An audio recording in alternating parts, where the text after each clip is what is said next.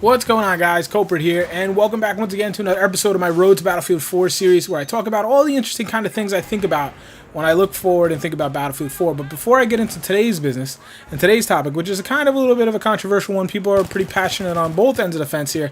I want to talk about a little bit of business first, if I may. I'm going to start to focus a lot more of my attention over on Google+. Now, some of you might be like, what the heck is that? I thought that died years ago. No, it hasn't. It's still there. And actually, it's got some really cool features and really cool ways to kind of interact with you guys through, the Circle platform they have and the Hangouts and these things. And they have some really good apps, really strong apps. And one way I like to interact with you guys when I'm on the go, when I'm on mobile, these types of things. So having strong apps and mobile platforms really kind of help me out. Now, why would I maybe be focusing more attention on Google Plus and not just fully going to Facebook? Well, to be honest with you, Facebook is being a scumbag to people that use Facebook for business and, kind of interaction as far as, entertainment pages and these things. Basically, what they do is they throttle back your, if I have 200 or 300, I'm not even sure what it is, the people that like that page, and I send out a message, about half of you guys see it, and the rest, Facebook throttles and holds back and forces me to pay to reach all of you, which is a complete scam. They're basically, holding the rest of my likes hostage until I pay for it, which I just think is just on a principle level, it enrages me, frankly, because it's very hard for me to get people to like my page. So don't hold back those people that have already chosen to get my content. So, I know a lot of YouTubers feel the same way, and they're kind of taking a step back and assessing the situation. And a lot of people are looking over at Google Plus and saying, you know what, there's not a lot of people over here, certainly not as many as Facebook, but it's got a lot of really nice features, so why don't we give it a shot? One other nice plus, as we all know, the YouTube sub boxes can be kind of clunky and not show all the videos at all times.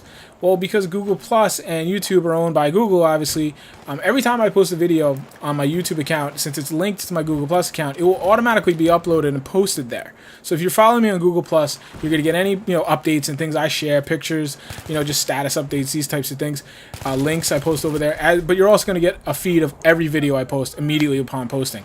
Whereas, you guys know on Facebook I try to do that, but I often miss things, or I post them to Facebook and they get lost or what have you. So it's just a good way to also interact with me and also be ensured that you're going to see every video I put up.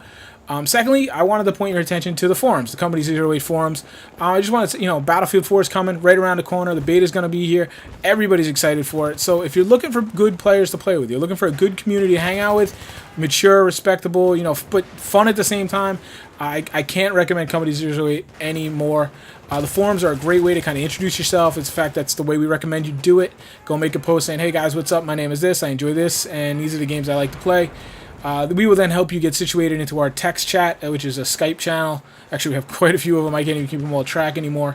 And we also use, obviously, TeamSpeak for voice ops when we are playing the games. But the forums are kind of the backbone. They're kind of the hub of the whole thing and keep everybody in touch. Where we post cool links, like Payday 2 stuff, all the Battlefield 4 stuff we've been finding, all kinds of things these guys are talking about. And it's plenty of stuff on there to waste your day if you are so inclined.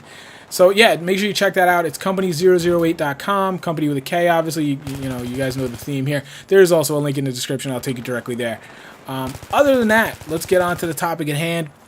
We're going to talk about shotguns as secondaries today. Now, like I said, it's a little bit controversial. A lot of people have viewpoints, back and forth on this. It's pretty passionate, and I agree with them. I'm not even sure how I feel about this yet, and I don't know that I'm gonna know until we actually see the release game and we see how things are balanced out. Like so many things in Battlefield 4 and with DICE, it's gonna be about execution. It's gonna be about that balance. This is relatively new for Battlefield, at least since Battlefield 3, obviously, to allow a shotgun as a secondary. Now, we know Call of Duty has kind of allowed this, but, they've also had the picking up a second primary that, all the good players do at the first opportunity they get is just dump that sidearm, pick up another primary. It's a smart move. It obviously gives you an advantage of someone who may not have done that. I think Medal of Honor Warfighter, correct me if I'm wrong, also allowed this, and I think they actually had the same shotgun that allowed you to do it. The shotgun in question, at least for Battlefield 4, is the Shorty 12 gauge.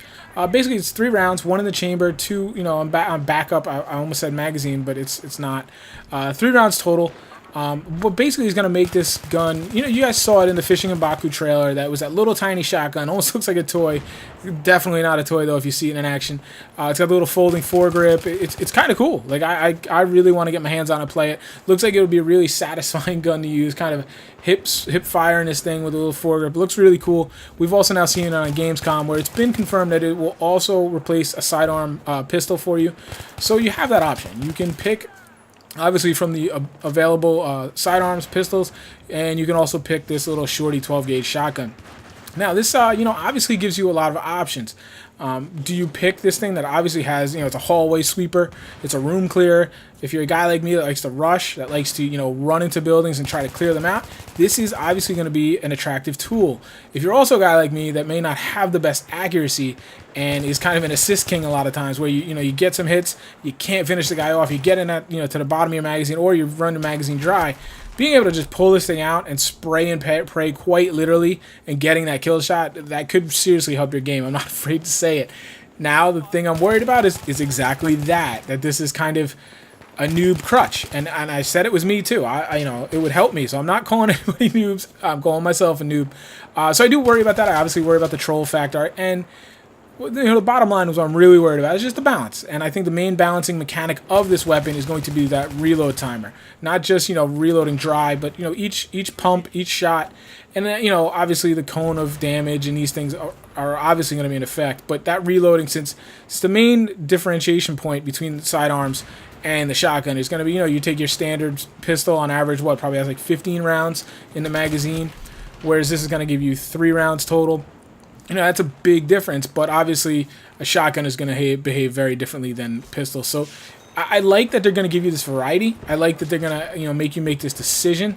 Whereas, if you're going to have a longer range weapon, maybe you have a DMR, maybe you're going to go more with this shotgun to help you out up close. These are kind of balance issues, and, I like those types of decisions. So let me know what you guys think. Is this a good move by DICE, or is this a move that kind of worries you? Because they don't have the best track record, let's be honest, about balancing shotguns. And now that just about everybody's probably going to have at least the option to run one, even with the Godgun. So now you can run the M16 with a shotgun. I'm a little worried about that. But I think they're kind of conscious of this. And, despite the fact I was watching this thing be quite effective, I do have to remember that it was in the hands of one Jack Frags that I was watching it, and he could probably have a better KD than me throwing a med bag around. So, I don't know how it's going to work in the hands of the common player. I definitely think it's going to help players like me who like to push, like to rush, like to get up close and get in buildings, those types of things. So let me know what you guys think. Is this something you see yourself using? Is this something you see that can be abused? That's a real question here. So like always, guys, in the comments, let me know what you think. And like always, I do appreciate your support. Hit that like button if you enjoyed the video, and I will talk to you soon, guys. Take care.